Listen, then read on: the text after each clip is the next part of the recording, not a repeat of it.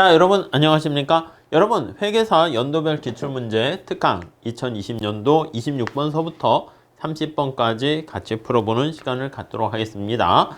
자, 우선 26번 같이 한번 볼까요? 자, A국 정부는 영구히 소득세율을 5%포인트 인상하기로 하고 그 시행 시기는 1년 후로 발표하였다고 합니다. 항상소득가설의 관점에서 볼 때 소득세율 개정 발표 이후에 소비에 대한 다음 설명 중 옳은 것은 이렇게 했죠. 자, 정부가 세율을 인상하기로 결정을 했는데 이게 지금은 아니고 1년 후에 인상하기로 했습니다. 1년 후에 인상할 것을 공표했습니다.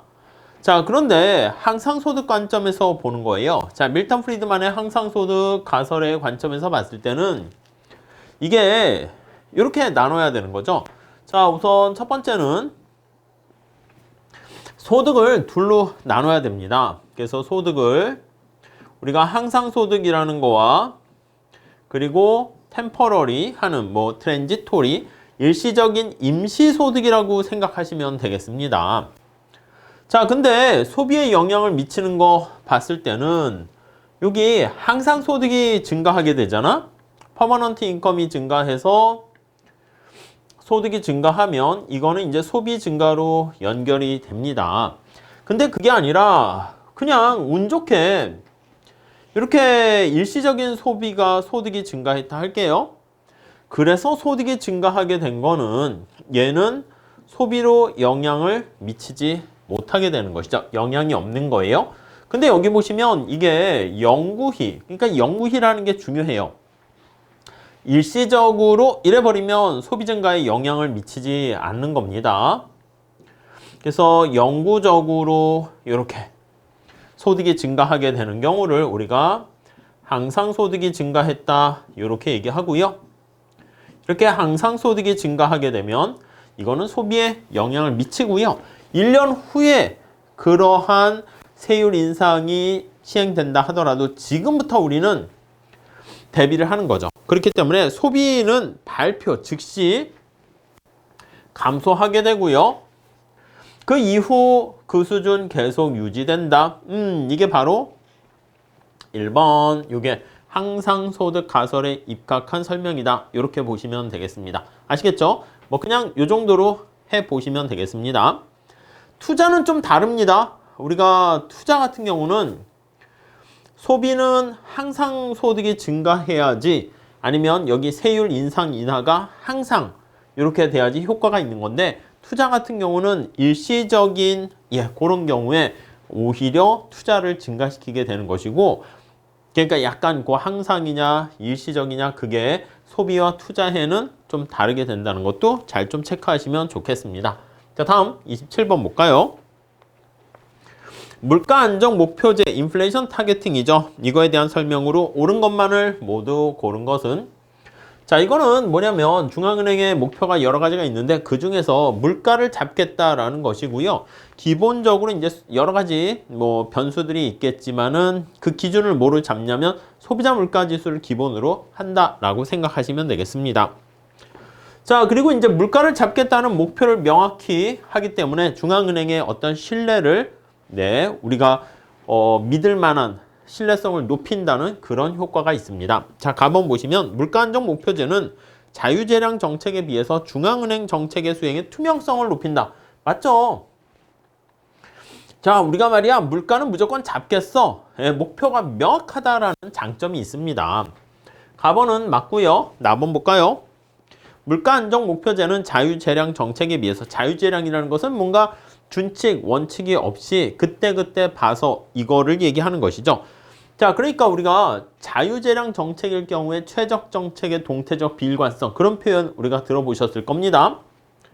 그래서 시간 불일치성 이런 문제는 우리가 자유재량에서 발생하는 문제인데 여기 보시면 물가 안정 목표제는 약간 뭐라고 할까? 어떤 준칙에 따르는 테일러 준칙과 비슷한 준칙에 입각한 정책이다 라고 생각하시면 되겠습니다. 그러니까 시간 불일치성 문제가 높아지는 게 아니라 낮아진다 이렇게 표현해야 되고요. 다음 4번 물가 안정 목표제는 물가 안정에 초점을 두기 때문에 자유재량 정책에 비해서 생산과 고용의 변동에 적절히 대응하지 못한다. 그런 측면이 있습니다. 보통은 경기 침체로 인해서 고용이 감소하게 되고 실업이 증가하게 되면 경기에 그러한 침체를 억제하기 위해서 돈을 풀어야 되는데 그럼 인플레이션이 발생할 가능성이 있겠죠. 근데 인플레이션 타겟팅에서 안 돼. 그러면 물가가 올라갈 수 있으니까 고용 같은 거 그런 변동 어쩔 수 없어. 이렇게 얘기합니다. 그런 측면에서는 적절히 대응하지 못한다. 이렇게 볼 수가 있겠고요. 라번. 우리나라 물가 안정 목표 제시할 때 기준 지표는 소비자 물가 지수에 초점을 맞춘다. 이렇게 보셔야 되겠습니다. 자, 그래서 답은 가와 다 이렇게 생각하시면 되겠네요. 오케이? 자, 그렇게 보시면 되겠고요. 다음 28번 한번 보겠습니다. 자, 28번은 다음은 단기 폐쇄 경제 모형을 나타냅니다. 생산물 시장과 화폐 시장 이렇게 나와 있죠. 생산물 시장의 균형을 나타내는 상품 시장의 균형을 나타내는 균형식이 IS 곡선식을 우리가 끄집어낼 수가 있겠고요. 화폐 시장의 균형을 나타내는 요거 균형식을 LM 곡선 이렇게 해서 식을 도출할 수 있겠습니다. 자, IS 곡선식은 어떻게 표현할 수 있겠습니까? 이렇게 살짝 보시면 IS는 이렇게 도출할 수 있죠. Y는 C, I, 폐쇄 경제니까 이렇게 G 이렇게 보시면 되겠어요. 그랬을 때 이제 여기서 문제는 ISLM을 도출해라 이거보다는 뭐 살짝만 우선 보시면 기본적인 설명을 드리면 LM은 화폐 공급 그리고 화폐 수요 여기 보시면 유동성 선호설 해가지고 L로 표현되어 있죠. Y와 R 평면에 이렇게 나타나는 변수로 보시면 되겠습니다. 자, 근데 여기서는 바로 뭐냐면 정부가 정부 지출을 60만큼 증가시켰대. 세금은 60만큼 줄였대. 이게 보통은 세금을 60만큼 늘려서 균형 재정 승수 이렇게 하는데 출제자가 약간 함정을 팠어요. 그래서 정부 지출을 정부 지출이죠. 60만큼 여기 보시면 증가시키고 얘를 60만큼 증가시키고 이게 마이너스 텍스가 되는 거야. 60만큼 줄였습니다. 그러면 이거는 균형 재정 승수가 아니라 몇 배 이상의 효과를 보게 되는 걸 알 수가 있습니다. 자, 우선 여기 ISLM 식을 살짝 보시게 되면 요거는 직접 계산까지는 안 하셔도 돼. 이렇게 됐을 때 중앙은행이 이자율을 고정시키려고 할 때 화폐 공급이 얼마나 변하니 이걸 나타내는 겁니다. 살짝 먼저 아이디어를 볼게요. 자꾸 제가 계산을 할래다 말래다 여기서 이제 의미가 없어가지고 그런 건데 ISLM 이렇게 있지 않습니까? 여기가 LM 제로라 하고 IS 제로라고 할게요. 여기는 이자율이고 여기는 국민소득입니다. 자, 이때 균형 이자율과 균형 국민소득이 있잖아요. 여기서 정부가 정부 지출을 증가시키고 조세를 감면하게 되면 이렇게 IS가 우측으로 이렇게 이동을 합니다. 그러면 이자율이 올라가지 않겠습니까? 국민소득도 증가하고. 근데 여기 나와 있는 것처럼 이자율을 이전과 동일하게 유지하려고 한대요. 그러면 통화량을 얼마나 증가시켜야 되겠는가? 이게 여기 문제의 포인트다라고 보시면 돼요. 이만큼 통화량을 증가시켜야 이거 좀 삐딱한가요? 이렇게 증가시켜야 되는 거 알 수가 있겠죠. 그래서 LM1 이렇게요. 그럼 이자율이 여기 제로에서 여기 1 가게 되면 이자율은 고정돼 있는데 국민소득은 이렇게 증가하게 되는 것을 우리가 알 수가 있게 되겠습니다. 자, 그러면 여기 이자율은 같을 때 이자율을 구해라 이렇게 할 수도 있는데 그거보다는 살짝 우리가 변화 크기를 체크할 수가 있습니다. 그래서 얘가 이만큼 증가했다는 걸 통해 가지고 우리가 통화 공급량을 얼마나 증가시켜야 되니 그거를 파악할 수 있게 된다는 것이죠. 아니면 진짜 여기 나와 있는 것처럼 직접 여기다 넣어서 계산을 하셔도 돼요. C 여기 보시면 360 더하기 한계 소비 성향이 0.8 Y-T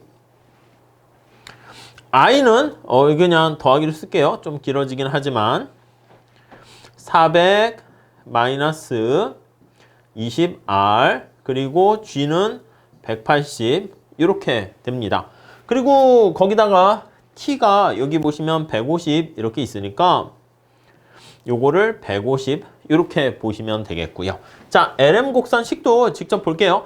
2640이 M이 되는 거예요. 그러면 2640 그리고 P는 6 그 다음에 여기 화폐 수요죠. Y-200R 네, 요게 바로 LM 곡선식이다 라는 것을 알 수가 있습니다.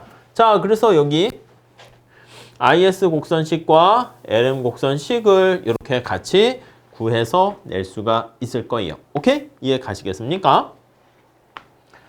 자, 그래서 IS식과 LM식을 우리가 같이 체크해서 볼 수가 있게 되겠고요. 자, 여기 IS를 우측 이동시켜서 LM을 얼마나 이동시켜야지 통화량을 증가시켜야지 이 자리 그대로 되는가 이걸 보는 건데 먼저 요거 이동한 길이를 좀 우선 측정을 하셔야 될 것 같습니다. 자, 여기서는요 우리가 국민소득이 얼마나 증가하니 요건데 여기 0에서부터 1까지 이렇게 가게 되는 거잖아. 요렇게요. 그럼 이자율이 고정돼 있다는 것은 요 크기가 바로 뭐냐면 승수 효과만 고려하는 크기 요거를 고려할 수 있어요. 이자율이 올라가면서 국민소득이 줄어드는 게 구축효과잖아요. 여기서 구축효과가 없는 경우라 보시면 되겠습니다. 자, 그러면 여기 정부 지출을 증가시켰을 때 국민소득이 얼마나 증가합니까? 라고 하면 1-한계 소비 성향분의 1 이렇게 됩니다. 한계 소비 성향이 여기 보시면 0.8이잖아. 이게 한계 소비 성향이 되는 것이죠. 자, 그럼 정리하면 1-0.8분의 1 자, 그러면 5 이렇게 되는 것을 알 수 있고요. 자, 그 다음에 조세 승수는 어떻게 됩니까? 조세를 증가시키면 누출이니까 승수는 반대로 작동해야 되는데 세금을 감면해 줬으니까 네, 이 경우는 어떻게 되겠습니까? 예, 소득이 증가할 거야. 그래서 1-MPC분의 원래는 마이너스 MPC 이렇게 해야 되는 거죠. 그래서 원래는 1-0.8분의 마이너스 0.8 이렇게 되면 마이너스 4 이렇게 돼서 승수는 절대값을 쓰면 4가 되는 것이고 4배 효과가 돼. 근데 여기서는 줄인다 그랬으니까 역시 4배만큼 증가하게 됩니다. 자, 그래서 우리가 여기 보시면 정부 지출 승수와 조세 승수를 같이 고려를 한다라고 하면요. 이게 두 개를 같이 고려하면 해설엔 그래서 아예 이렇게 썼어. 1-MPC분의 위에 분자는 1+MPC 해서 0.8을 집어넣으면 승수는 9가 된다라는 것을 알 수가 있습니다. 자, 그러면 국민소득이 이게 얼마나 증가합니까? 라고 하면 따라서 9배만큼 증가하는 거야. 그러면 60만큼 변화시켰으니까 9배 하면 국민소득은 540 이렇게 증가하는 거 알 수 있어요. 이 길이가 540이라는 겁니다. 오케이? 자, 그러면 요식을 한번 잘 체크해 보도록 하세요. 지금 여기 보시면 이렇게 통화량이 2640이 되어 있는데요. 여기다가 플러스 통화량을 얼마나 더 증가시킬까 이렇게 되는 것인데 얘는 이자율이 그대로 변함없잖아. 그러니까 이거는 그대로 변함없고 변화 크기만 표현하게 되면 여기에다가 국민소득이 이만큼 증가해. 근데 얘가 여기 나와 있는 540만큼 증가하게 됩니다. 이해 가세요? 취지를. 자, 그래서 이렇게 정리를 하시게 되면은 이렇게 쓸게요. 6분의 2640 더하기 새로운 통화량이 얼마나 증가해야 되니? 이렇게 됐을 때 여기 보시면 국민소득이 지금 얼마나 증가하니? 이거잖아. 이렇게요. 이게 얼마라고? 540 이렇게 되는 것을 알 수가 있습니다. 자, 그러면 이 M이 증가하는 크기 이걸 정리하시면 되겠죠. 그래서 540 곱하기 6 한 다음에 2640을 빼주시면 화폐 공급 자체가 얼마가 나오냐면 이게 3240 이렇게 나오게 됩니다. 이렇게요. 자, 그러면 여기서는 뭘 물어봤냐면 화폐 공급 증가량을 물어봤으면 3240 이렇게 2번을 해야 되는데 그때 화폐 공급량은 이렇게 물어봤어요. 조금 좀 치사하긴 하죠. 그러니까 화폐 공급량은 여기 나와 있는 것처럼 2640과 3240 이거를 같이 더한 5880 요거를 써야 됩니다. 이게 시험장 가면 좀 치사하긴 해. 화폐 공급 증가량은 이렇게 해서 보통 3240 이렇게 하게 되는데 만약에 그렇게 답을 쓰면 좀 안타깝긴 하지. 그래서 열심히 계산을 해놨는데 시간도 투자해놨는데 틀릴 수 있으니까 언제나 문제를 잘 보시면서 체크하셔야 될 것 같습니다. 자, 그 정도 보도록 하겠습니다. 다음 볼게요. 29번 되겠어요. 자, 외환시장에서 국내 통화 가치를 상승시키는 요인으로 오른 것은 여러분, 국내 통화 가치가 원화라고 하면 원화 가치가 상승한다라고 하면 달러의 가치는 하락하게 되는 거야. 그럼 달러의 가치가 하락한다라는 것은 환율이 하락하게 된다. 이렇게 환율을 달러의 가치라고 보시면 되겠습니다. 오케이? 이해 가시죠? 달러의 가치가 하락한다. 이렇게 보시면 되겠죠. 자, 그러면 언제 환율이 하락할까요? 한번 보시죠. 자, 국내 실질 이자율이 상승하게 되면, 그쵸? 이자율 평가설에 따르면 이자율이 상승하게 되면 우리나라의 외환시장에 이렇게 원화와 달러가 있는데 이렇게 달러가 해외에서 공급이 됩니다. 달러가 유입이 돼요. 그러면 달러가 많이 이렇게 들어오게 되면은 달러가 많아지니까 달러의 가치는 환율 하락하겠죠. 그러니까 가버는 맞습니다. 가가 들어가야 돼. 얘네들은 다 틀렸네. 다음에 수입 수요의 증가. 우리나라가 외국 물건을 많이 산다 합시다. 그럼 달러가 밖으로 나가지 않겠습니까? 그래서 요거는 달러가 공급 유입한다라고 할게요. 들어오는 거야. 그래서 유입하게 되니까 달러의 가치는 떨어지고 2번은 달러가 밖으로 나가요. 유출됩니다. 그렇죠? 수입 상품을 많이 우리가 수입하게 되면서 달러가 밖으로 나가게 되는 것이죠. 이거는 반대야. 다음 3번. 외국 물가 대비 국내 물가 수준의 하락.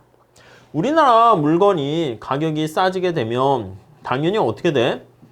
수출이 증가하지 않겠습니까? 수출이 증가하고 수입은 감소한다고요. 그럼 달러가 유입되겠지. 그래서 달러가 유입되니까 위에 1번하고 같은 결과를 얻게 됩니다. 그래서 이것도 맞죠? 가다 이렇게 보시면 되겠네.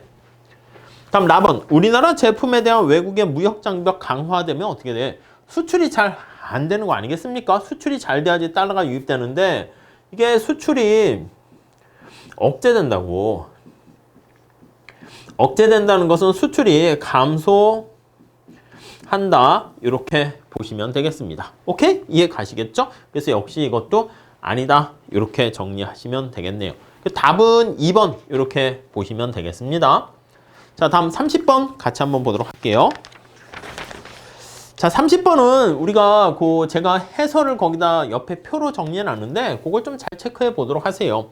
다음 표는 연도별 명목 GDP랑 실질 GDP에 대한 설명으로 표현하고 있습니다. 우선 1번에 보시면 2016년과 2019년 사이에 GDP 디플레이터 상승률 이렇게 표현해 놨는데 자, GDP 디플레이터를 어떻게 계산합니까? 요거는 명목 GDP랑 실질 GDP의 그 차이가 이것도 하나의 물가지수잖아요. 그래서 우리가 표현할 때 어떻게 나타내요? 그치, GDP 디플레이터는 물가가 얼마나 상승했습니까? 이걸 나타내는데 라스파이러스 물가지수는 소비자 물가지수와 생산자 물가지수가 있단 말이야. 이건 파세 물가지수지. 그래서 여기다 Q1 이렇게 곱해주게 돼요. 그래서 분자가 뭐야? 이게 명목 GDP 아니겠습니까? 당해 연도의 커런트입니다. 명목 GDP고 요거는 실질 레알입니다. 실질 GDP 이렇게 보시면 되겠습니다. 오케이? 이해 가시겠죠? 자, 그러면 우리가 거기에 나와 있는 GDP 디플레이터 한번 계산을 해볼게요. 자, 그러면 명목을 실질로 나눠주는 거야. 그러니까 2017년도를 잘 살펴보시면 명목과 실질이 같잖아. 곱하기 100 하게 되면은 100 이렇게 되는 거 알 수가 있고요. 요거 기준 연도를 이제 100으로 해서 표현을 하게 됩니다. 아니면 그냥 이제 비율만 나타내려고 1이라고 쓸게요. 자, 1 이렇게 쓰시면 되겠고, 자, 명목을 실질로 나눠 102분의 99 하면 대략 0.97. 얘는 100분의 95 하니까 0.95. 얘는 98분의 103 이렇게 하니까 1.05. 얘는 97분의 104 이렇게 하게 되니까 1.07 이렇게 돼 있습니다. 자, 그 다음에 우리 어떻게 돼? 거기 보시면 GDP 디플레이터의 상승률 이렇게 표현을 할게요. 그래서 GDP 디플레이터의